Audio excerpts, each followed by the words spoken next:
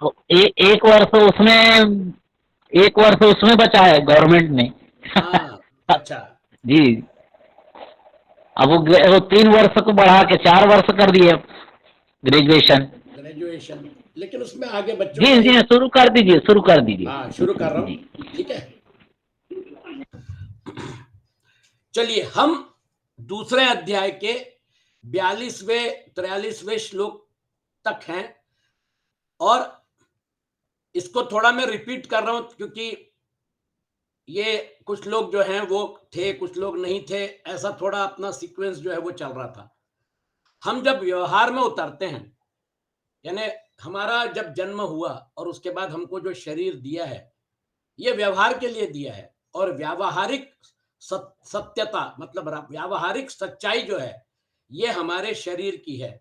और शरीर सापेक्ष जो भी व्यवहार है, वो व्यवहार हमें सच लगता है। ये व्यवहार जो है, ये व्यवहार सभी लोग कर रहे हैं। ये व्यवहार करते समय आप मुझे बताइए, जब हम व्यवहार करते हैं तो व्यावहारिक व्यवहार करने वाला जो होता है, वो व्यावहारिक बुद्धि रखता है कि इसमें मुझे कितना प्रॉफिट मिलेगा, मैं कितना प्रॉफिट कमाऊंगा, मुझे नुकसान नहीं होना चाहिए, मुझे प्रॉफिट होना चाहिए। आपको और हमको इस जीवन को बड़ी तुलसीदास जी कहते हैं, बड़े भाग मानुष तन पावा। हमको मनुष्य जन्म जो मिला है, इसमें ज्यादा से ज्यादा हमको अगर प्रॉफिट कमाना है, हमको इसमें से ज्यादा फायदा उठाना है, क्योंकि जीवन जो है, मनुष्य जीवन जो है, उसमें हमको किस रास्ते पे जाना है, ये जरा पॉज लेके आपको भगवान कृष्ण बता रहे हैं। व्यवसायत्मिका बुद्धि और अव्यवसायत्मिका बुद्धि। आप देखिए, नजर घुमाकर देखिए, बहुत सारे लोग जो हैं वो अव्यवसायी हैं। मनुष्य जन्म तो मिल गया, लेकिन इस मनुष्य जन्म का सार्थक कैसे करेंगे, ये उनको समझ में नहीं आता है। ये जो 2 श्लोक हैं और उसके आगे वाला, ये 3 श्लोक बताते हैं कि अव्यवसायी जो होता है, जिसको अपने जीवन का सही गणित नहीं मालूम, वो भोग में, वो अपना मतलब क्या कहना चाहिए, पैसे कमाता है, एंजॉयमेंट में खर्चा कर देता है, उसका जीवन जो है वो पशु तुल्य रहता है। आहार निद्रा भयमय थुनानि समानि चैतानि नृणाम पशूनाम ज्ञानम नराणाम अधिको विशेषो ज्ञानेन ही ना पशुभिः समाना। ये ज्ञान कौन सा है? ये हमारे पेट भरने वाला ज्ञान नहीं है। ये ज्ञान जो है, ये आत्मज्ञान है। ज्ञान चक्षु से आत्मा का साक्षात्कार, पश्यन्ति ज्ञान चक्षुषः।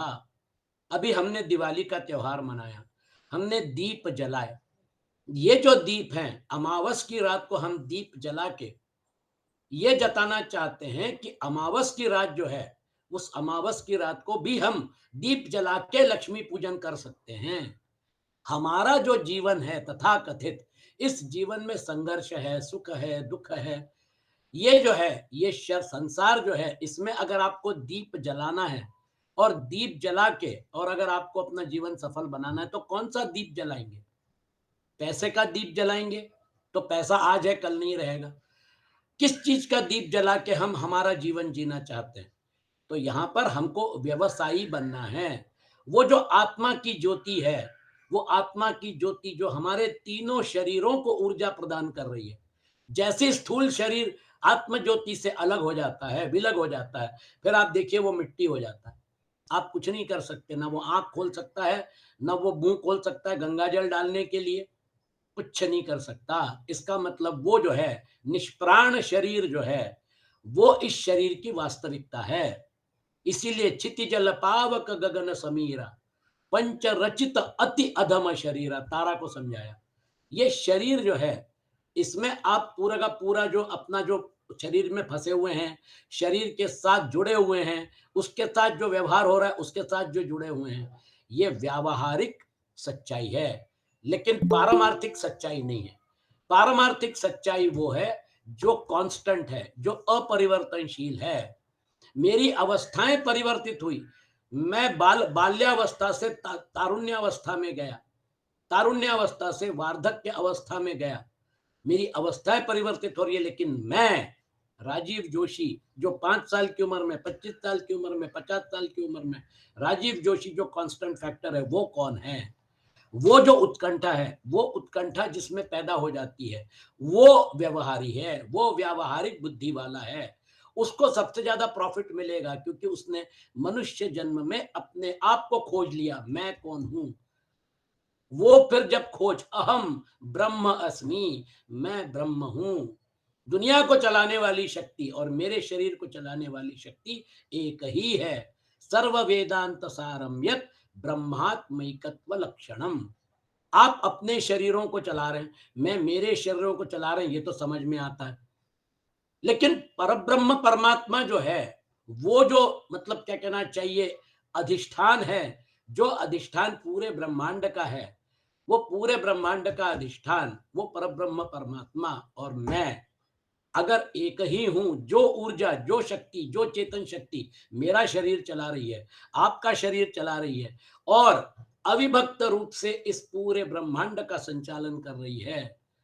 365 दिन 24 घंटे वो दीप जल रहा है। जैसे सूर्य जो है, सूर्य सोता थोड़ी है, रात और दिन तो हमारे लिए है। सूर्य के ऊपर कहाँ रात दिन है? उसकी ऊर्जा जो है वो तो हमेशा उसकी प्रसारित होती रहती है। उसी प्रकार से ये जो चेतन ऊर्जा है, जिसके भरोसे ये सारे जीव व्यवहार कर रहे हैं, वो चेतन ऊर्जा को हमको समझना है, हमको उसका साक्षात्कार करना है। दीपावली के शुभ अवसर पर ये आप संकल्प करिए कि हमको ज्ञान दीप जलाना है। वो ज्ञान दीप जो है, वो ज्ञान का दीप जब जलेगा तो फिर उसमें आत्म साक्षात्कार सारी चीजें बिल्कुल क्लियर हो जाएगी। लेकिन दिक्कत क्या होती है, उस जमाने में भी था, वैदिक काल में भी ऐसे लोग थे और आजकल ऐसे लोग, क्योंकि कलयुग है, कलयुग में ऐसे लोगों की भरमार मिलेगी आपको। ये जो लोग हैं 42वें और 43वें और आगे बताए हैं, ऐसे लोग जो हैं, ऐसे लोगों के बीच में हमारा व्यवहार चलता रहता है। चलने दीजिए, कोई दिक्कत नहीं।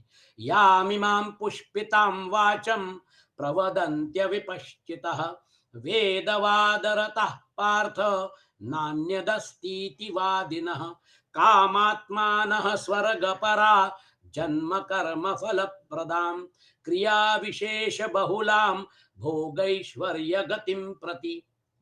भोग में लिप्त हैं। मैं सिर्फ मतलब इसका पूरा भावार्थ नहीं लूंगा, मैं सिर्फ इसका श्लोक का अर्थ लेके आगे बढ़ूंगा क्योंकि इन श्लोकों को हमने पहले ले लिया था।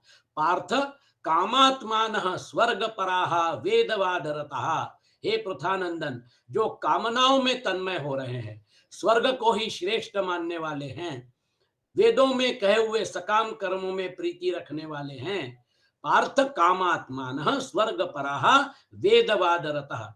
वेदों में कर्म कांड भी है, ज्ञान कांड भी है, लेकिन वो ज्ञान कांड की तरफ नहीं देखते हैं, कर्म कांड करके और उसी में आगे बढ़ते हैं।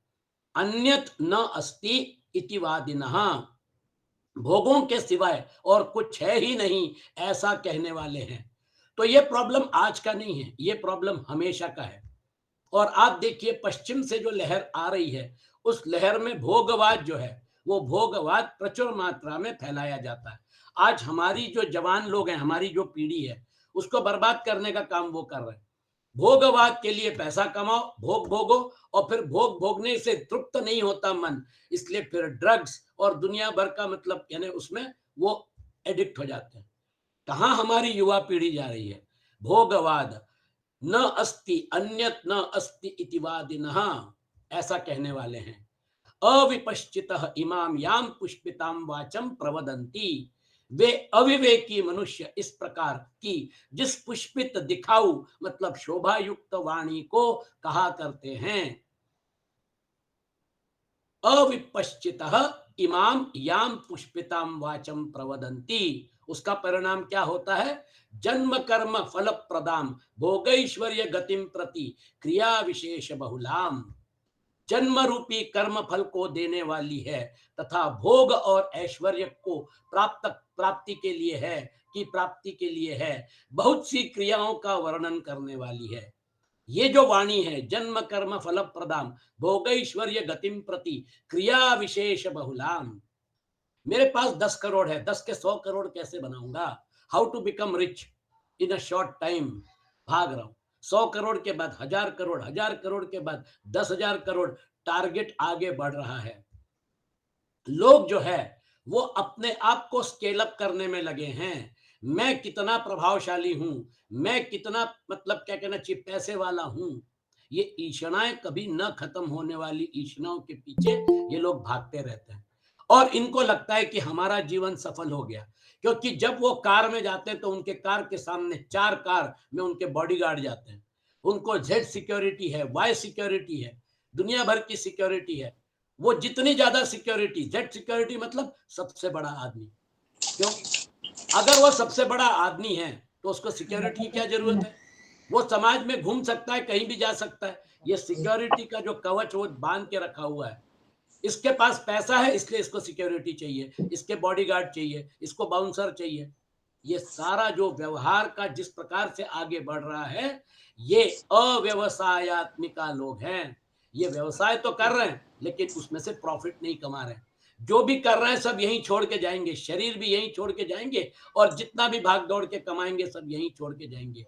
वो अव्यवसायी हैं। इसलिए आगे के श्लोक में भगवान कृष्ण बोलते हैं, ये जो मनोवृत्ति के साथ जीवन जीते हैं, भोग ऐश्वर्य प्रसक्तानाम तया परत चेतसाम व्यवसायात्मिका बुद्धि समाधौ न विधीयते। तया अपरत चेतसाम भोगैश्वर्य प्रसक्तानाम समाधौ व्यवसायात्मिका बुद्धि न विधीयते। एक एक शब्द को एनालाइज करिए।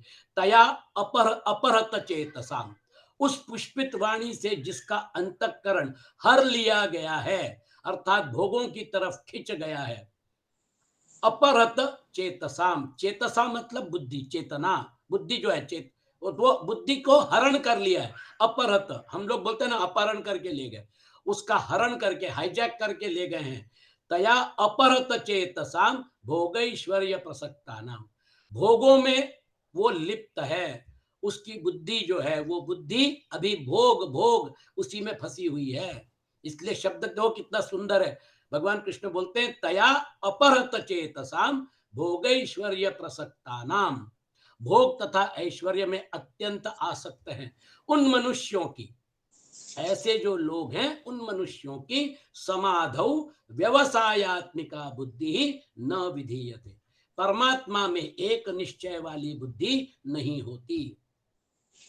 इसलिए क्या होता है, लोग बोलते हैं ठीक है जोशी जी भगवत गीता तो मतलब क्या कहना चाहिए पढ़ेंगे, लेकिन हमको हमारा जो मतलब प्रपंच चलाना है वो तो हम चलाएंगे, जरूर चलाइए।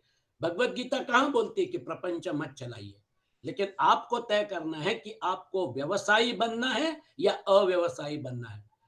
आप अगर आपकी बुद्धि को अगर उसने घायल कर दिया, वो जो ईषणाएं हैं उन्होंने उसका अपहरण कर लिया, तो जिसका अपहरण हो जाता है वो तो फिर किसी का बंधक है। वो जब फिरौती मांगेंगे आप फिरौती का पैसा दीजिए और फिर उसको छुड़ाइए। वो इंडिपेंडेंट कहाँ है?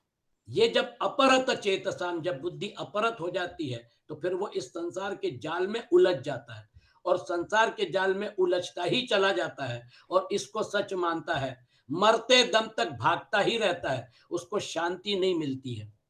आप देखिए, थोड़ा नजर घुमाकर देखिए, आपको पता चलेगा कोई प्रतिष्ठा के पीछे भाग रहा है, कोई पैसे के पीछे भाग रहा है।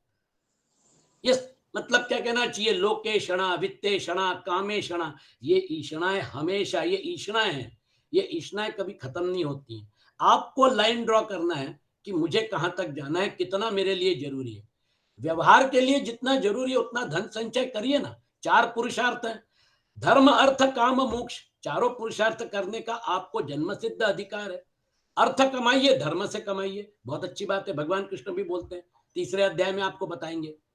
शरीर की यात्रा जो है, जीवन की यात्रा चलाने के लिए जरूरी है कि आप मतलब क्या कहना चाहिए जितना आवश्यक है उतना धन कमाएं, लेकिन उसके पीछे भागना ये ईर्ष्या है। हमको व्यवसायत्मिका बुद्धि के साथ जीवन जीना है, मतलब हमको संसार में भी रहना है और हमको परमात्मा से भी जुड़ना है। समाधौ व्यवसायत्मिका बुद्धि न विधीयते, ये जो बैलेंस है बहुत डेलिकेट बैलेंस है। इसमें कोई ऐसा थंब रूल नहीं है कि जोशी जी इसको बताएंगे तो वैसे ही करना है, नो वे। आपको जैसा करना है वैसे करिए, आप स्वतंत्र हैं। आपका अस्तित्व जो है, उस अस्तित्व को चमकाने का काम आपका खुद का है। बताना, दिशा दिखाने का काम जो है वो मैं कर रहा हूं। मैं क्या कर रहा हूं, भगवान कृष्ण जो है वो हमसे सबसे करवा रहे हैं। ये सत्संग का ये जो एक प्लेटफॉर्म तैयार हुआ है, ये सत्संग के प्लेटफॉर्म पे कोई श्रोता नहीं है, कोई वक्ता नहीं है, यहाँ पे हम सभी सत्संग का आनंद उठा रहे हैं। राम कृपा बिनु सुलभ न सोई, बिनु सत्संग विवेक न होई। राम कृपा बिनु सुलभ न सोई। राम की कृपा आपके ऊपर भी हो रही है, उसी प्रकार से मेरे ऊपर भी हो रही है, वो करवा रहे हैं। ये सुंदर सत्संग जो है, इस सुंदर सत्संग में आपको भगवान कृष्ण दिशा दिखा रहे हैं। तया अपरत चेतसाम भोग ऐश्वर्य प्रसक्ता नाम। दिक्कत क्या होती है, समाधौ व्यवसायत्मिका बुद्धि ही न विधीयते। परमात्मा में एक निश्चय वाली बुद्धि नहीं होती, इसलिए जीवन को बैलेंस करके चलना पड़ेगा। और वो बैलेंसिंग जो है, वो बैलेंसिंग हर एक का अपना अपना अलग, मतलब क्या कहना चाहिए, पॉइंट रहेगा, बैलेंसिंग पॉइंट। अब इसको थोड़ा एनालाइज करते हैं। तया परत चेतसाम, पूर्व श्लोकों में जिस पुष्पित वाणी का वर्णन किया गया है, उस वाणी से जिनका चित्त अपरत हो गया है, अर्थात स्वर्ग में बड़ा भारी सुख है, दिव्य नंदनवन है, अप्सराएं हैं, अमृत है, ऐसी वाणी से जिनका चित्त उन भोगों की तरफ खिंच गया, वो तो स्वर्ग के भोग हैं। अब पृथ्वी के ऊपर के जो भोग हैं तो वो भी खत्म नहीं होते। मैं बड़े महल में रहूंगा, महल में कम से कम 400 कमरे रहेंगे। अरे 400 कमरे रहेंगे तो कितना कितना तुमको रहने के लिए कितने चाहिए? लोग महलों में रहते हैं, बड़े बड़े महल बनाते हैं और फिर सब यहीं छोड़ के चले जाते हैं। वो जो उसके साथ जो जुड़ा हुआ वैभव है, मैं महल में रहूंगा तो लोग मेरे मतलब मेरा लोहा मानेंगे, मैं कितना बड़ा हूं। आप अपना ओहदा जो है उसको अगर बड़ा बनाना चाहते हैं तो फिर आपका अहंकार जितना कम होगा उतने आप बड़े होंगे, क्योंकि अहंकार जब जीरो होगा तभी आपको ब्रह्म का साक्षात्कार होगा।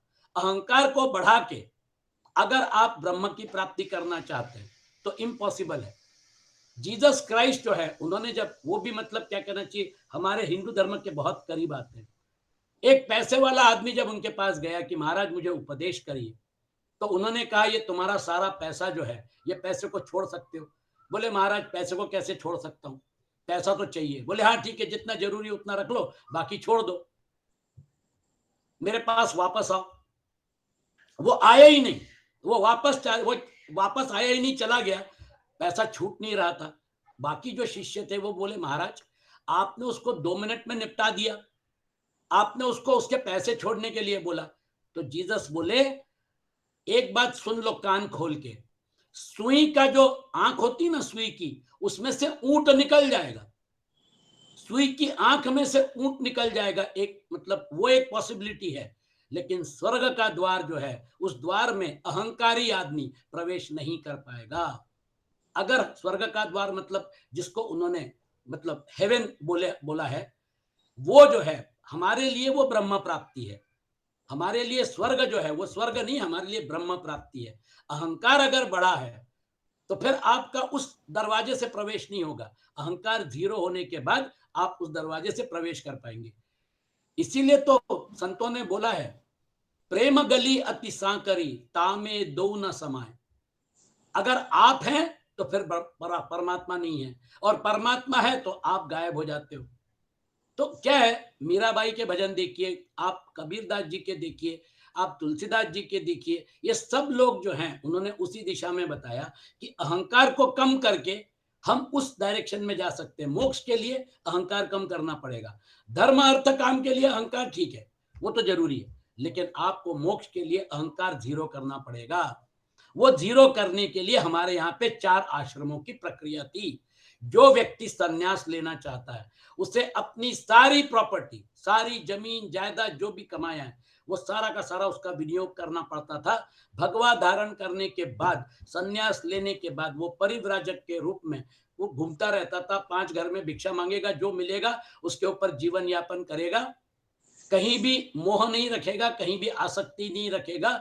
उसका जो भी तथाकथित पोजीशन है, उसका दंड, उसका कमंडलू, उसकी खड़ाऊ और उसका गेरुआ वस्त्र, बस, इसके अलावा कुछ भी नहीं। एक जमाने में करोड़पति था, सन्यास ले लिया, सन्यास से आपको कोई वंचित नहीं कर रहा है, लेकिन sanyas ashram is a point of no return.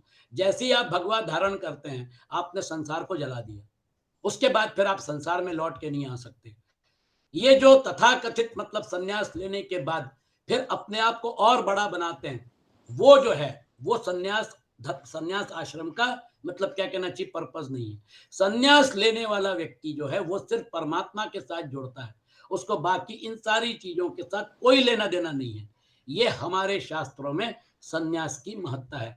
आप 11वां स्कंद उठा लीजिए श्रीमद् भागवत का, चारों आश्रमों का वर्णन भगवान कृष्ण उद्धव के सामने कर रहे हैं। सबसे कठिन सन्यास आश्रम है, क्योंकि वहां पर आत्मक्रीड आत्मरति वो जो है वो किसी एक जगह नहीं दिखेगा, वो घूमता रहेगा, वो हमेशा 24 घंटे अपने आत्मा के साथ खेलता है, आत्मा के साथ तृप्त है। यही तो भगवत गीता में बार बार बताएंगे आपको, आत्मनि एव आत्मना तुष्टः स्थित प्रज्ञस्तत् उच्यते। वो जो है वो इन व्यवहार के तथाकथित व्यवहार के डायमेंशन से कब का बाहर निकल गया। ये व्यवहार का जो अधिष्ठान है, वो अधिष्ठान में उसको परमानंद की प्राप्ति हो रही है, परम संतुष्टि की प्राप्ति हो रही है, वो फिर स्थित प्रज्ञ हो जाएगा। आगे स्थित प्रज्ञ का वर्णन करते समय पहला श्लोक वो रहेगा। तो इसलिए यहां पर भगवान कृष्ण बोलते हैं भोगैश्वर्य प्रसक्ता नाम। ये देखिए आज के युग में आप देखेंगे ऐसे लोगों की प्रचुरता है। शब्द स्पर्श रूप रस और गंध, ये 5 विषय, शरीर का आराम, मान और नाम की बढ़ाई, इनके द्वारा सुख लेने का नाम भोग है। भोगों के लिए पदार्थ, रुपए, पैसे, मकान आदि का जो संग्रह किया जाता है, उसका नाम ऐश्वर्य है, भोग ऐश्वर्य। इन भोग और ऐश्वर्य में जिनकी आसक्ति है, प्रियता है, खिंचाव है, अर्थात इनमें जिनकी महत्व बुद्धि है, उनको भोगैश्वर्य प्रसक्ता नाम कहा गया है। ये जो भोगैश्वर्य प्रसक्ता नाम लोग हैं, ऐसे लोग आप थोड़ा नजर घुमाएंगे तो आपको बहुत सारे मिल जाएंगे। उसको समझाने की जरूरत नहीं है, हमको आगे बढ़ना है। जो भोग और ऐश्वर्य में ही लगे रहते हैं, वे आसुरी संपत्ति वाले होते हैं, कारण कि असु नाम प्राणों का है, और उन प्राणों को जो बनाए रखना चाहते हैं, उन प्राण पोषण परायण लोगों का नाम असुर है। वे शरीर की प्रधानता को लेकर यहाँ के अथवा स्वर्ग के भोग भोगना चाहते हैं। यहाँ पे ऐश करेंगे, बहुत पैसा कमाएंगे, यहाँ से स्वर्ग में जाएंगे, स्वर्ग में देवों के साथ हमारा वास होगा, उनके साथ क्रीड़ा करेंगे, उनके साथ ऐश करेंगे, वापस लौट के आएंगे, फिर पैसा कमाएंगे, फिर स्वर्ग जाएंगे। भोगैश्वर्य प्रसक्ता नाम, उस जमाने में भी ऐसे लोग थे। व्यवसायत्मिका बुद्धि समाधौ न विधीयते, ये हमारे लिए जरूरी है। जो मनुष्य जन्म का असली ध्येय है, जिसके लिए मनुष्य शरीर मिला है, उस परमात्मा को ही प्राप्त करना है, ऐसी व्यवसायत्मिका बुद्धि उन लोगों में नहीं होती। तात्पर्य यह है कि जो भोग भोगे जा चुके हैं, जो भोग भोगे जा सकते हैं, जिन भोगों को सुन रखा है और जो भोग सुने जा सकते हैं, उनके संस्कारों के कारण बुद्धि में जो मलिनता रहती है, उस मलिनता के कारण संसार में सर्वथा विरक्त होकर एक परमात्मा की तरफ चलना है, ऐसा दृढ़ निश्चय नहीं होता। ऐसे ही संसार की अनेक विद्याओं, कलाओं आदि का जो संग्रह है, उससे भी मैं विद्वान हूं, मैं जानकार हूं, ऐसा जो अभिमान जन्य सुख का भोग होता है, उसमें आसक्त मनुष्यों का भी परमात्मा प्राप्ति का एक निश्चय नहीं होता। परमात्मा प्राप्ति का निश्चय एक है, मैंने तय किया परमात्मा को प्राप्त करना, आपने तय किया परमात्मा को प्राप्त करना, परमात्मा तो एक ही है। जब हम एक देशीय से सर्वदेशीय हो जाएंगे, हमारा लिमिटेशन हम हटा देंगे। जैसे ये स्क्रीन जो है ये सर्वदेशीय है, पूरे मॉनिटर को व्याप्त कर रही है, मैंने इसको एक देशीय बना दिया, अब आपको पीछे का डेस्कटॉप और उसके फोल्डर्स दिख रहे हैं, मैंने इसको फिर से सर्वदेशीय बना दिया। जब हम सर्वदेशीय हो जाते हैं, तब फिर हमारी मुक्ति होती है।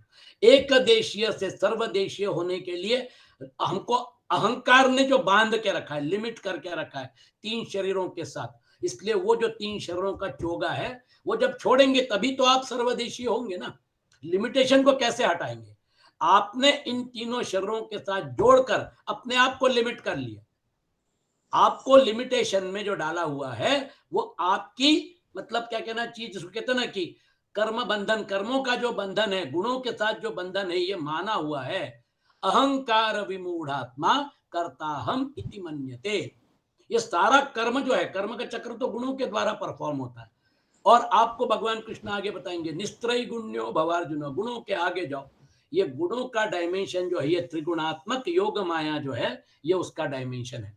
और हमको त्रिगुणात्मक माया के डायमेंशन में हमारा जन्म, जीवन और मृत्यु, ये तीनों हैं। इसलिए तुलसीदास जी ने बहुत सुंदर उपमा दी है। जब वन में, दंडकारण्य वन में, जब भगवान राम वनवास के समय, भगवान राम, लक्ष्मण और सीता वन में जाते थे, तो सीता को बीच में रखते थे, भगवान राम सामने और लक्ष्मण पीछे। तो वो जो है, उसका सुंदर उदाहरण जो है देखकर तुलसीदास जी क्या बोलते हैं, तुलसीदास जी बोलते हैं, दोनों के बीच में सीता मैया कैसे शोभा दे रही है, जीव ब्रह्म बिच माया जैसी। जैसे जीव और ब्रह्म के बीच में माया है ना। भगवान राम ब्रह्म को रिप्रेजेंट करते हैं, लक्ष्मण जो है वो जीव को रिप्रेजेंट करता है, और दोनों के बीच में सीता मैया कैसे शोभा दे रही है, जीव ब्रह्म बिच माया जैसी। वो माया का जो पर्दा है, उस माया के पर्दे की वजह से ये संसार सच लगना, ये संसार जो 100 साल का हमारा अगर जीवन है, तो शरीर सापेक्ष ये व्यवहार, ये पूरी तरह से सच लगना, और फिर जब समय आता है तो वो छोड़ के चला जाता है। इसलिए याज्ञवल्क्य मैत्रेयी को बोलते हैं, मैत्रेयी नवा अरे सर्वस्य कामाय सर्वम प्रियम भवति। भाई बहन पैसा ये सब, नवा अरे सर्वस्य कामाय सर्वम प्रियम भवति, आत्मनस्तु कामाय सर्वम प्रियम भवति। आत्म तत्व जब शरीर को छोड़ देता है, उसके बाद ये मिट्टी रह जाती है, सब यहीं रह जाता है, और फिर हम लोग जो है वो आगे उसको अग्नि को, उसके रिश्तेदार, उसी का बेटा अग्निकाष्ठ लेके और चिता को अग्नि देता है। देखिए, रिश्तेदार, पहचान वाले, ये सारे लोग जो हैं ये आते हैं, शत्रु नहीं आते, मित्र आते हैं, परिवार वाले आते हैं। आपके शरीर का अंत जो है वो होने के बाद फिर आपका व्यवहार कैसे करेंगे। इसका मतलब ये है कि शरीर जो है वो सिर्फ एक करण है, बाह्य करण है परफॉर्म करने के लिए। आप परफॉर्म करिए, लेकिन परफॉर्मेंस जो है वो परफॉर्मेंस आपको, आपका शरीर को चेतन बना के आपको परफॉर्म, एक मतलब रोल प्ले करना है। अब रोल जो है, वो रोल में तो कोई ओरिजिनल चैतन्य शक्ति नहीं है, उसमें किसी कलाकार को उतारना पड़ेगा। जो विलेन का रोल प्ले कर सकता है उसको विलेन का रोल दिया जाता है। इसलिए आप देखेंगे कई पिक्चर में प्राण जो है उनको विलेन का रोल ही दिया गया, उपकार में उनको उनका रोल परिवर्तित कर दिया, लेकिन प्राण villain, personified villain, Lalita Pawar personified villain.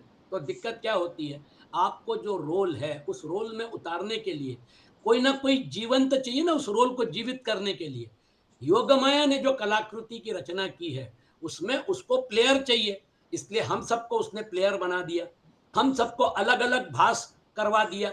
ऐसा पूरी तरह से कि माता पिता जो है जिन बच्चों को जन्म देते हैं, जब बच्चे बड़े हो जाते हैं तो बच्चे अपने आप को एसर्ट करते हैं, अपने पैरों पे खड़े रहते हैं, माता पिता के ऊपर डिपेंडेंस कम हो जाता है, बच्चे फिर अपने हिसाब से जीवन जीना चाहते हैं, माता पिता उनको मतलब सिर्फ दिशा दे सकते हैं, उसके आगे नहीं बता सकते। इसका मतलब वो इंडिपेंडेंट था, उसने आपका आधार लिया, माता पिता का आधार लिया, लेकिन उसका इंडिपेंडेंट अस्तित्व जो है, उस इंडिपेंडेंट अस्तित्व के साथ वो जुड़ा था जन्म के पहले भी और जन्म के बाद भी। तो हम ये सारा जो व्यवहार किए, हमारे माता पिता ने हमको जन्म दिया, और फिर हमारे माता पिता अगर नहीं है, वो चले गए, तो फिर हम हमारा जीवन जी रहे। ये इसी प्रकार से होता है। माता पिता जो है वो अपना रोल प्ले करते हैं, बच्चों का संगोपन करते हैं, बड़े हो जाते हैं, फिर उसके बाद वो सीन से हट जाते हैं, बच्चे जो है वो बच्चे अपने हिसाब से दौड़ भाग करते हैं, बाद में वो भी हट जाते हैं, ऐसे ही चलता रहता है। तो दिक्कत यह है, मैं जानकार हूं ऐसा जो अभिमानजन्य सुख का भोग होता है, उसमें आसक्त मनुष्यों को, मनुष्य का भी परमात्मा प्राप्ति का एक निश्चय नहीं होता। इसलिए इस भागदौड़ से थोड़ा शांति के साथ आराम से चिंतन करके बाहर निकलना है। जब तक भोग और संग्रह में, मान बड़ाई आराम में रुचि है, तब तक कोई भी एक निश्चय करके परमात्मा में नहीं लग सकता, क्योंकि उसका अंतःकरण भोगों की रुचि द्वारा हर लिया गया है, अपरत, वो अपहरण हुआ है, उसकी जो शक्ति थी वह भोग और संग्रह में लग गई। अपने कल्याण में अगर कोई बाधा है तो वह है भोग और ऐश्वर्य की इच्छा। जैसे जाल में फंसी हुई मछली आगे नहीं बढ़ सकती, ऐसे ही भोग और संग्रह में फंसे हुए मनुष्य की दृष्टि परमात्मा की तरफ बढ़ नहीं सकती। इतना ही नहीं, भोग और संग्रह में आसक्त मनुष्य परमात्मा की प्राप्ति का निश्चय भी नहीं कर सकता। जो संसार को सच्चा मानता है उसके लिए कर्मयोग शीघ्र सिद्धि देने वाला है। कर्मयोगी अपने कर्तव्य कर्मों के द्वारा संसार की सेवा करता है, अर्थात प्रत्येक कर्म निष्काम भाव से केवल दूसरों के हित के लिए ही करता है। वह दूसरों के सुख से प्रसन्न और दूसरों के दुख से दुखी होता है। दूसरों को सुखी देखकर प्रसन्न होने से उसमें भोग की इच्छा नहीं रहती और दूसरों को दुखी देखकर करुणित होने से उसमें संग्रह की इच्छा नहीं रहती। इन शॉर्ट, वो इन शरीरों का उपयोग प्रकृति से लिया और प्रकृति को दिया। वो जीरो बैलेंस में काम करता है। उसको मालूम है कि ये सब प्रकृति ने गिफ्ट दिया हुआ है, इसमें मेरा कुछ भी नहीं है। प्रकृति मेरे से ये छीन लेगी बड़ी निर्दयता के साथ, जैसे वो शरीर छीन लेती है। शरीर दिया, बहुत सुंदर, माता पिता ने संगोपन किया, लालन पालन किया, बड़े लाड से आपको प्यार से बड़ा कर दिया, और फिर जब उनका शरीर प्रकृति छीन लेती है तो आप ही आपके धर्म का पालन करने के लिए अग्नि काष्ठ उठा के उस शरीर को अग्नि को सुपुर्द करते हैं। देखिए आप, तो ये जो है वो निर्दयता के साथ शरीर छीन भी लेती है। इसका मतलब ये है कि ये जो है ये गेम अलग है। ये सब प्रकृति का दिया हुआ है और प्रकृति को ही लौटा देते हैं। तो फिर आप रिटर्न विथ थैंक्स, आप उसको अपना सूक्ष्म शरीर भी सौंप दीजिए, क्योंकि विराट के डायमेंशन में आपका स्थूल शरीर है, वो तो विराट के डायमेंशन में ही रह जाएगा। आप हिरण्यगर्भ का जो डायमेंशन है उसमें जो आपको सूक्ष्म शरीर दिया है वो आपका थोड़ी है, वो तो हिरण्यगर्भ में जो मटेरियल है वहां पर जो प्राण तत्व है, आपके 3 कोश, प्राणमय कोश, मनोमय कोश, विज्ञानमय कोश, 3 कोश जो है वो 3 कोश, और अन्नमय कोश आपका विराट का डायमेंशन है। ये 3 कोश जो है, ये 3 कोश आपके जिस डायमेंशन से उत्पन्न हुए हैं या जिस डायमेंशन से संबंधित हैं, वो डायमेंशन जो है वो आपका हिरण्यगर्भ है। तो आपका पंच प्राण, पंच ज्ञानेन्द्रिय, पंच कर्मेंद्रिय, मन और बुद्धि जो है, ये आपका जो सूक्ष्म शरीर या लिंग शरीर कहते हैं, वो आप हिरण्यगर्भ को रिटर्न विथ थैंक्स कर दीजिए। रहा आपका कारण शरीर, कारण शरीर का एडमिनिस्ट्रेटर कौन है? सारे कारण शरीरों का एडमिनिस्ट्रेटर कौन है? ईश्वर है। और वो ईश्वर, ईश्वर सर्वभूतानाम हृदयेशेर्जुन तिष्ठति भ्रामयन् सर्वभूतानि यंत्रारूढ़ानि माया। वो ईश्वर जो है हमको रोलर कोस्टर पे बिठा के बेल्ट बंधवा के और फिर उनको 84 लाख योनियों में घुमा रहा है, क्योंकि मैंने कर्म किया उसका फल मुझे मिलना चाहिए। ये जो है कर्म का पूरा एनालिसिस आपको दूसरे अध्याय में इन श्लोकों में मिल रहा है।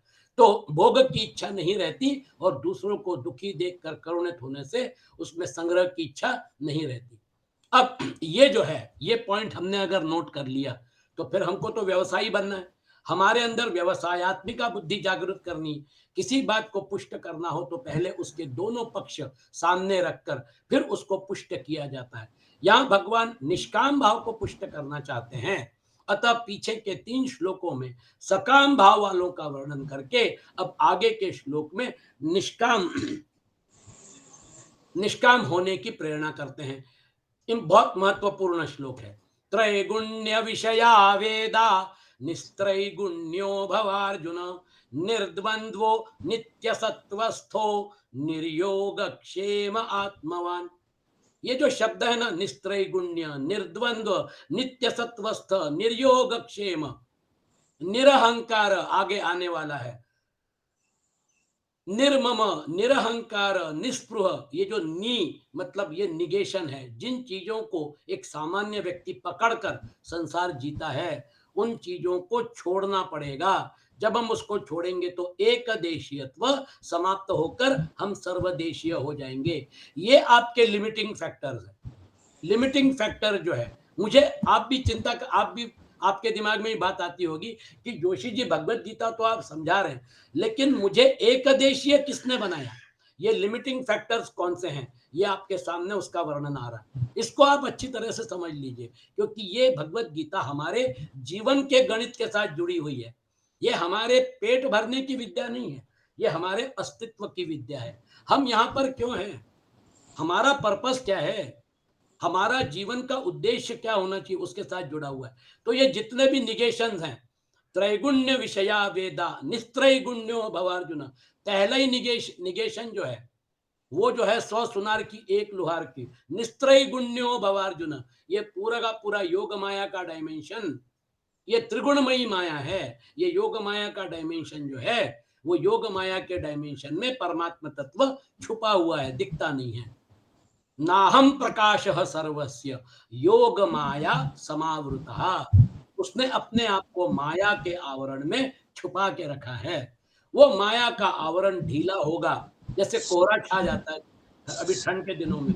वो कोहरा जब सूर्य के प्रकाश की वजह से, सूर्य की ऊर्जा की वजह से जब वो कोहरा छटने लगता है तो फिर सारी चीजें स्पष्ट हो जाती है। योग माया का आवरण जो है वो जैसे जैसे छटने लगता है, फिर कर्म से करिए, भक्ति से करिए, ज्ञान से करिए, ध्यान से करिए, परमात्मा जो है वो परमात्मा जो है जब आप उनकी तरफ बढ़ना शुरू कर देते हो तो फिर परमात्मा जो है वो भी आपको मदद करते हैं। आप एक कदम बढ़ते हो तो वो 4 कदम आपके पास बढ़ते हैं। भक्त जो है उसकी स्तुति भगवान राम ने कितने जबरदस्त ढंग से, तुलसीदास जी ने कितना सुंदर प्रसंग किया है। हनुमान जी सुंदरकांड में आप देखते हैं, हनुमान जी ने इतना बड़ा प्रताप किया, हनुमान जी ने लंका दहन किया, जाम्बवान स्तुति पे स्तुति कर रहे हैं और भगवान राम बोलते हैं हनुमान जी को, भगवान राम बोलते हैं हाथ पकड़कर उसको गले मिलते हैं। देखिए परब्रह्म परमात्मा का सगुण साकार अवतार जो है वो गले मिल रहा है। हनुमान जी देखिए, इसलिए तो तुम्हारे भजन राम को पावई, जन्म जन्म के दुख बिसरावई। हनुमान जी का सहारा लेकर भगवान राम तक पहुंचाया जा सकता है। दृश्य देखिए कैसा है, हनुमान जी की स्तुति हो रही है, अहंकार से फूले नहीं, भगवान राम ने आलिंगन दिया और भगवान राम बोलते हैं हनुमान तुम्हारा ये ऋण मैं कैसे चुका सकता हूं, मैं उऋण कैसे हो सकता हूं। हनुमान जी गदगद हो जाते हैं। परब्रह्म परमात्मा ऋण जो है वो चुकाने की बात कर रहे हैं, गदगद हो जाते हैं और पैर पकड़ लेते हैं। पैर पकड़ने के बाद पैर छोड़ने को तैयार नहीं। वो जो प्रसंग है सुंदरकांड का, भगवान राम ने उनके सर पे हाथ रखा हुआ है, आंखों से धारा बह रही है, एक क्षण के लिए शंकर जी भी भाव विवश हो जाते हैं, 2 क्षण के लिए रुक जाते हैं। पार्वती देखती है अरे क्या हो गया, शंकर जी की आंखों में भी आंसू आ जाते हैं, वर्णन कर रहे हैं इतना जबरदस्त एक जीव यहां तक पहुंच जाए कि वो जो है वो भगवान के पैर पकड़ा, भगवान ने उसके सर पे हाथ रख दिया। यही तो कृपा है। उनकी कृपा जो है, उनकी कृपा से ही हमको मोक्ष मिल सकता है, हमको ब्रह्म साक्षात्कार हो सकता है। साधना हमारी चलती रहे, लेकिन कृपा जो है जिस दिन वो सर पे हाथ रख देंगे, वो जिस दिन सर पे हाथ रख देंगे उस दिन हमारा जीवन तर गया। इसलिए नम्रता के साथ हमें ये जो नेगेटिविटी न न जहां पे आ रहा है इसको अवॉइड करना है। निस्त्रय गुण्यो निर्द्वंद्वो नित्य सत्वस्थो निर्योग क्षेम आत्मवान, एक एक शब्द महत्वपूर्ण है। वेदाहा त्रैगुण्य विषया, वेद तीनों गुणों के कार्य का ही वर्णन करने वाले हैं। वेदों में बहुत बड़ा जो पोर्शन है वो कर्म कांड और उपासना कांड का है। कर्म कांड और उपासना कांड में आपको मतलब क्या कहना चाहिए, ठीक है रुचि लेना है तो लेते रहिए, लेकिन हमारा पर्पस ज्ञान कांड है। वेदों का ज्ञान कांड उपनिषदों में है जिसको आरण्यक बोलते हैं। हर एक उपनिषद में आरण्यक, कोई मतलब क्या कहना चाहिए, बृहदारण्यक उपनिषद जो है वो किसी वेद का अंश है, यजुर्वेद का, उसी प्रकार से ऋग्वेद से, सामवेद से, अथर्ववेद से, चारों वेदों का ज्ञान कांड का जो अंश है उसी को हम उपनिषद बोलते हैं। 11 प्रमुख उपनिषद है। ज्ञान कांड जो है उसकी भी चर्चा वहां पर है, लेकिन बहुत बड़ा पोर्शन कर्म कांड और उपासना कांड से जुड़ा है। भगवान कृष्ण क्या बोलते हैं, अर्जुन निस्त्रय गुण्य भव, हे अर्जुन तू तीनों गुणों से रहित हो जा, निर्द्वंद्व नित्य सत्वस्थ निर्योग क्षेम आत्मवान, हर एक शब्द महत्वपूर्ण है। निर्द्वंद्व राग द्वेषादि द्वंद्वों से रहित हो जा, नित्य सत्वस्थ निरंतर नित्य वस्तु परमात्मा में स्थित हो जा।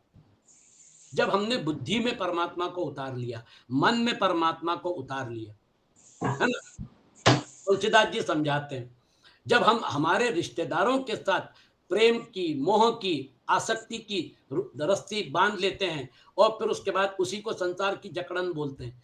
एक छोटी सी रस्सी, एक छोटी या बड़ी जैसे भी है, वो भी बना के भगवान राम के पैर में भी बांध दीजिए, उसको आप मत छोड़िए।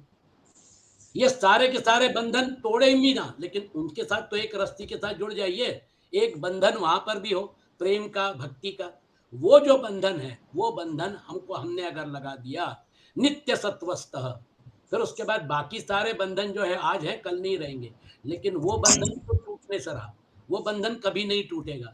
भगवान राम के पैर में जो आपने रस्सी बांध दी है, उपनिषद अपना इसमें श्रीमद् भागवत में भी बोलते हैं प्रेम रशनया।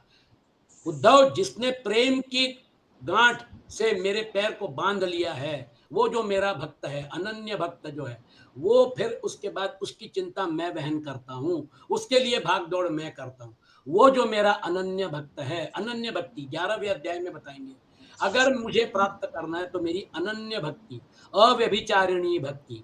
देखिए शब्द कैसे हैं, अव्यभिचारिणी भक्ति। ये विचार नहीं है, जब जरूरत पड़ेगी तो भगवान को याद करेंगे, संकट में है तो याद करेंगे, बाकी भूल जाएंगे। अव्यभिचारिणी भक्ति, अनन्य भक्ति। तो आप देखिए नित्य सत्वस्थः, निर्योगक्षेम, योगक्षेम की चाहत भी न रखें। अब उस लेवल पे जाने के बाद फिर आपका योगक्षेम जो है उसकी चिंता परमात्मा करेंगे। योगक्षेमम वहामि हम 9वें अध्याय में बताते हैं, अनन्याश्चिन्तयन्तो माम ये जनाः परि उपासते तेषाम नित्य अभियुक्तानाम योगक्षेमम वहामि अहम। LIC ने जो स्लोगन लिया योगक्षेमम वहामि अहम, ये उस अध्याय से 9वें अध्याय के शायद 22वां श्लोक है, योगक्षेमम वहामि अहम। लेकिन वो व्यक्ति कैसी है, अनन्याश्चिन्तयन्तो माम ये जनः परि उपासते, मेरा चिंतन, मेरी उपासना 24 घंटा 365 दिन सिर्फ मेरा ही, मेरे तो गिरधर गोपाल दूसरो ना कोई। ऐसे लोग जो होते हैं, फिर लोगों को डाउट आएगा कि भैया ये गिरधर गोपाल कौन है, इसलिए फिर राणा ने विष का प्याला भेज दिया। अब उस विष के प्याले को अमृत में बदलने की जिम्मेदारी किसकी? तो फिर वो जो है मेरे तो गिरधर गोपाल, उन्होंने विष को अमृत में कन्वर्ट कर दिया। मीराबाई जो है उसकी श्रद्धा पूरी थी। द्रौपदी के 5 पति जो है वो दास बन के कुरु सभा में बैठे थे, कुछ नहीं कर सकते थे। वहां पे जो बड़े बड़े लोग बैठे थे, भीष्म, द्रोण, कृपाचार्य, बड़े बड़े आचार्य, धर्मविद, वो भी चुपचाप बैठ गए। किसी ने उसको जवाब नहीं दिया। उसका सिर्फ एक ही प्रश्न था, ये जो दास बन गए हैं इनको क्या अधिकार है कि मैं तो राजमहलों में थी, मेरा इंडिपेंडेंस, मैं तो कुलवधु हूं, आप मुझे बताइए मुझे दास बनाने का इनको क्या अधिकार है? सब चुप। भैया ये युधिष्ठिर और द्रौपदी वो तो मतलब पति पत्नी है, ये दोनों पति पत्नी की बात है, धर्म कहां गया? और फिर उसके बाद जब सब लाचार थे और दुशासन ने क्रूर कर्म करने की कोशिश की, एक तो बाल घसीट के लेके आए, कुलवधु का अपमान, और फिर उसके बाद भगवान कृष्ण को अपना भाई मानती थी, जब उन्होंने भगवान कृष्ण को पाचारण किया तो आए, द्रौपदी की इज्जत भी बचाई, और फिर उसके बाद इतना बड़ा धर्म युद्ध, 18 अक्षौहिणी सेना खड़ी है आमने सामने युद्ध करने के लिए, बड़े बड़े राजा अपनी सेनाओं को लेके आए हैं, उसके बीच में ये प्रसंग है। ये जो प्रसंग है, ये प्रसंग अपने आप में साक्षी है धर्म की स्थापना। यदा यदा हि धर्मस्य ग्लानिर्भवति भारत अभ्युत्थानम अधर्मस्य तदात्मानं सृजाम्यहम्। मैं टाइम पास करने के लिए नहीं आया हूँ, मैं यहाँ पर धर्म की स्थापना करने के लिए आया हूँ। और इसलिए अर्जुन को गांडीव उठाना पड़ा, निमित्त मात्रम भवतः कदाचित्, अपना विश्वरूप दिखाया। अर्जुन डर गया, अर्जुन को समझ में आ गया कि ये जो है ये सगुण साकार रूप में, मेरे सखा के रूप में, मेरे रिश्तेदार के रूप में, मेरे सारथी के रूप में जो खड़े हैं वो परब्रह्म परमात्मा है, इस दुनिया के, इस ब्रह्मांड के संचालक हैं। अर्जुन नम्र हो गया, करिष्ये वचनम तव 18वें अध्याय में बोलता है।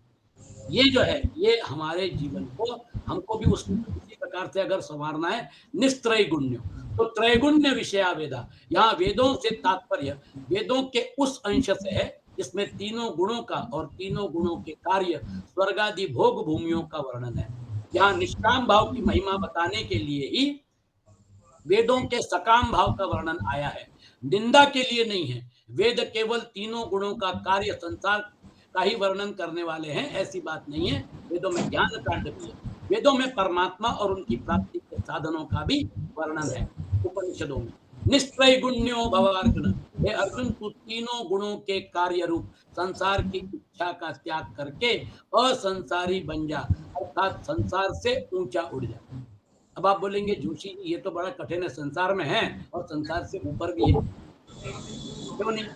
आपको रोल प्ले करना है। जब रोल प्ले करना है तो आप अपने कार में जब आते हैं, वो मैं बॉम्बे में था तो कई बार हम लोग सिग्नल पे रुकते थे तो बगल की कार में मतलब सलमान खान बैठे थे। सलमान खान जो है वो कार में बैठे थे, हमारा जो ड्राइवर था वो बोला सर बगल में जो कार रुकी है उसमें सलमान खान बैठे। मैंने नजर घुमाई, वो अपने डायलॉग याद कर रहे थे, है ना? थोड़ा ऐसे बैठे थे कि ज्यादा मतलब डिस्ट्रैक्शन ना हो, और फिर उसके बाद वो अपने डायलॉग याद कर रहे थे। वहां पे जाके शूटिंग शुरू होगी, डायलॉग बोलना है, वहां की वेशभूषा पहननी है और फिर वापस कार में लौट के आना है।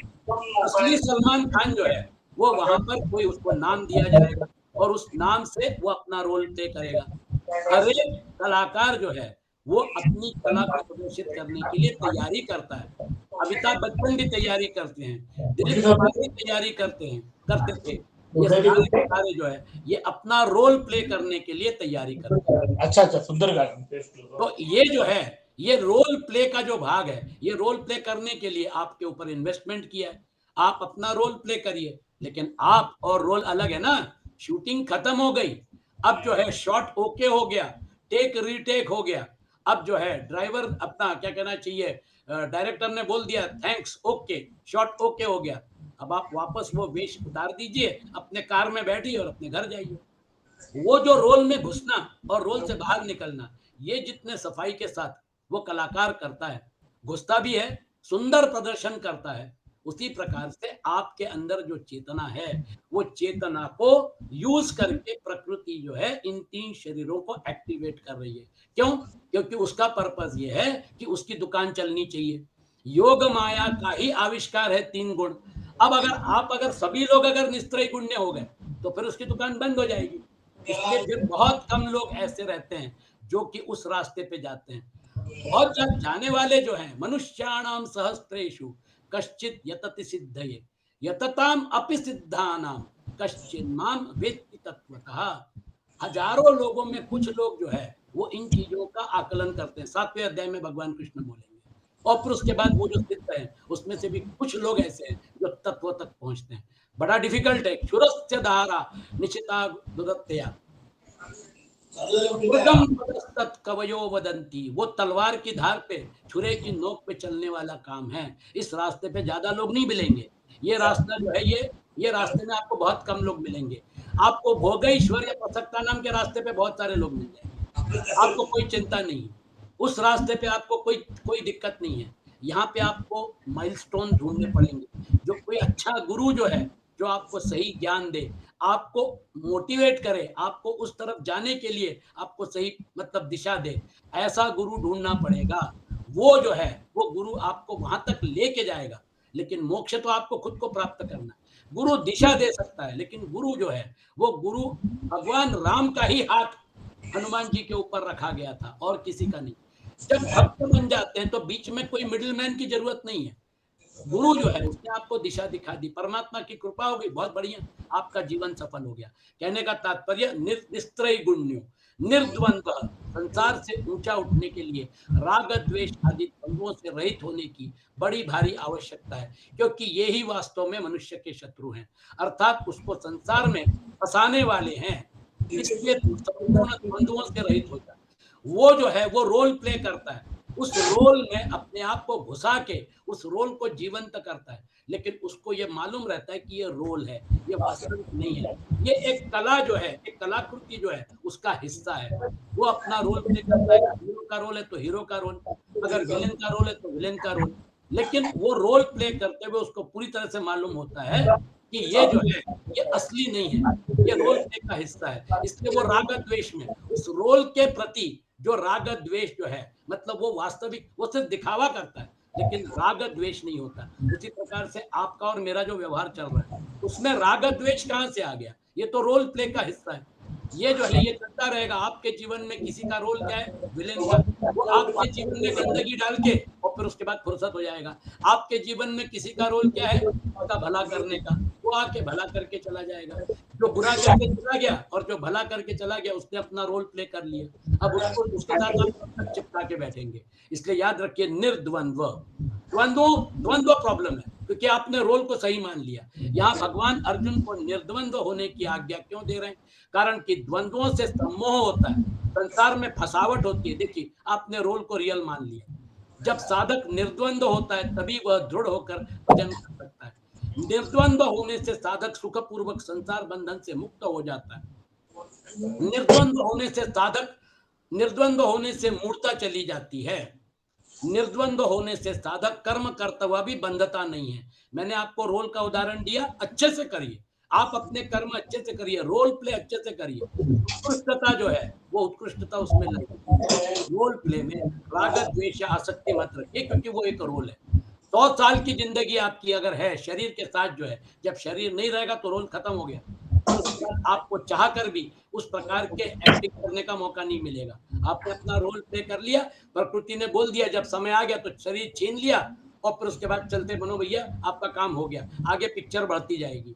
इसलिए भगवान अर्जुन को निर्द्वंद्व होने की आज्ञा देते हैं। साधक का भगवान में प्रेम हो जाएगा, तब संसार से, जब साधक का भगवान में प्रेम हो जाएगा तब संसार से द्वेष नहीं होगा, प्रत्युत संसार से स्वाभाविक उपरति हो जाएगी। देखिए, फिर देखिए, उपरति, उपरति होने की पहली अवस्था यह होगी कि साधक का प्रतिकूलता में द्वेष नहीं होगा, किंतु उसकी उपेक्षा होगी। ठीक है, आपने प्रयत्न किया, कोई बात नहीं, यश नहीं मिला, प्रतिकूल और अनुकूल परिस्थिति आती रहती है, आप उसके साथ आगे बढ़ते जाइए।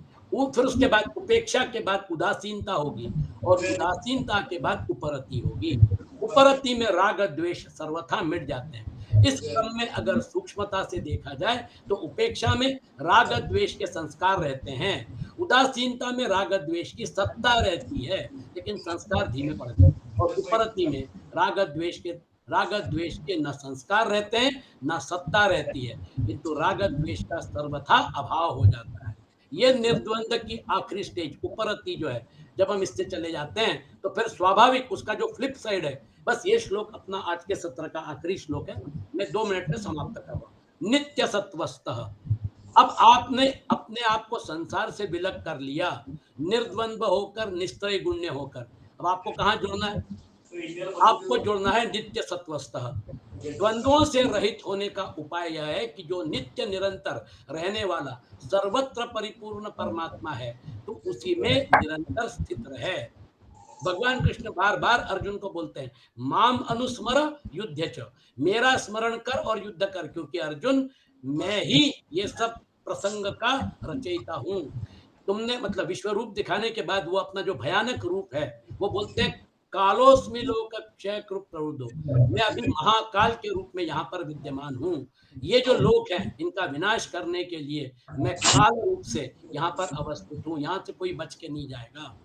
तो कहने का तात्पर्य है कि हमको परमात्मा निमित्त मात्र बनाकर अपना पर्पस, मतलब योग माया अपना पर्पस अचीव कर रही है, हम लोग सिर्फ निमित्त हैं। इसलिए वो जो है नित्य सत्वस्थ, जब मेरा रोल जो है, वो रोल अगर मैं असलियत नहीं है मेरी, तो मैं रोल से बाहर निकला और फिर किसके साथ जुड़ा? मैं, मेरे नाम रूप, मेरा नाम और मेरा रूप जो है, वो मेरा लिमिटेशन फैक्टर है। मैंने नाम रूप का चोगा उतार दिया, और फिर उसके बाद जिसके साथ मैं जुड़ रहा हूँ वो मेरा परमानेंट एलिमेंट है। वहां पर ना नाम है, वहां पर ना रूप है, वहां ना लिंग है, वहां पर सिर्फ एक ही आत्म तत्व है। नित्य सत्वस्थ, ये शब्द याद रखिए। ये जो अवस्था है नित्य सत्वस्थ की, यही आत्म क्रीड़ा, आत्मरति, यही आत्मनि एव आत्मना तुष्ट, नित्य सत्वस्थ। बार बार, मतलब हम लोग इसको रिविजिट करते रहेंगे भगवत गीता में इस शब्द के साथ। जब आप इसके साथ जुड़ेंगे तब फिर आपको ब्रह्म का साक्षात्कार होता है, ब्राह्मी स्थिति प्राप्त होती है। नित्य सत्वस्थ, आप जीवन में रहते हुए भी नित्य सत्वस्थ रह सकते हैं। रोल से बाहर निकलकर आप अपने आप को एंजॉय करिए, वो जो है, वो आपका आत्म तत्व जो है, वो आपकी नित्य सत्वस्थ अवस्था है। निर्योग क्षेम, हाँ, ये बड़ा डिफिकल्ट है भाई। हमको पैसा कमाना है, हमको जीवन जीना है, हमको हमारे बच्चों का ख्याल रखना है, ये जो है निर्योग क्षेम, ये बहुत आगे की स्टेज है। ये आगे की स्टेज जो है वो आपको संतों में मिलेंगी, वो सब कुछ परमात्मा के ऊपर छोड़ के और परमात्मा के चिंतन में मग्न रहते थे। हमारे यहाँ पे संत तुकाराम महाराज जो थे, वो इस कैटेगरी के थे। निर्योग क्षेम, बिजनेस था, लेकिन बिजनेस के प्रति उनका लक्ष्य नहीं था, और वो जो है, वो बिजनेस की कभी ध्यान न दे पाए, लेकिन उनका बिजनेस, परमात्मा उनके लिए भागदौड़ करते थे, योगक्षेम उनका चलाते थे। ये जो है निर्योग क्षेम, ये बहुत एडवांस स्टेज है, लेकिन आपके लिए और हमारे लिए, अगर हम निर्योग क्षेम नहीं भी होना चाहते हैं, कोई बात नहीं, जितना जरूरी उतना पैसा कमा लिया, संतुष्ट रहिए। संतुष्टि जो है वो अपना अपना मतलब अपने आप में एक प्रसाद है, संप्रसाद है। निर्योग क्षेम आत्मवान, तू केवल परमात्मा के परायण हो जा, एक परमात्मा प्राप्ति का ही लक्ष्य रख। बहुत सुंदर श्लोक है, इसमें जो इनपुट्स है इसके ऊपर आप मनन चिंतन करिए। आज का सत्र हम यहीं समाप्त करते हैं। संकल्प मंत्र और ओंकार। ओम असतो मा सद्गमय, तमसो मा ज्योतिर्गमय, मृत्योर्मा अमृतं गमय। ओम शांति शांति शांति।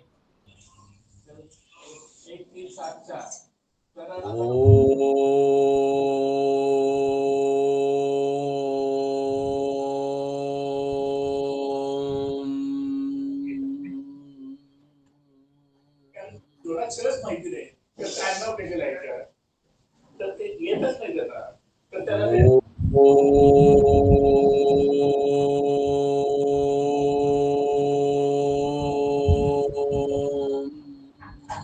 म्हणजे आजकाल इंग्लिश मध्ये देखील त्यांना येत नाही जर इंग्लिश सिलेबस मराठीत नाही 1924 असं लिहितात तर 1924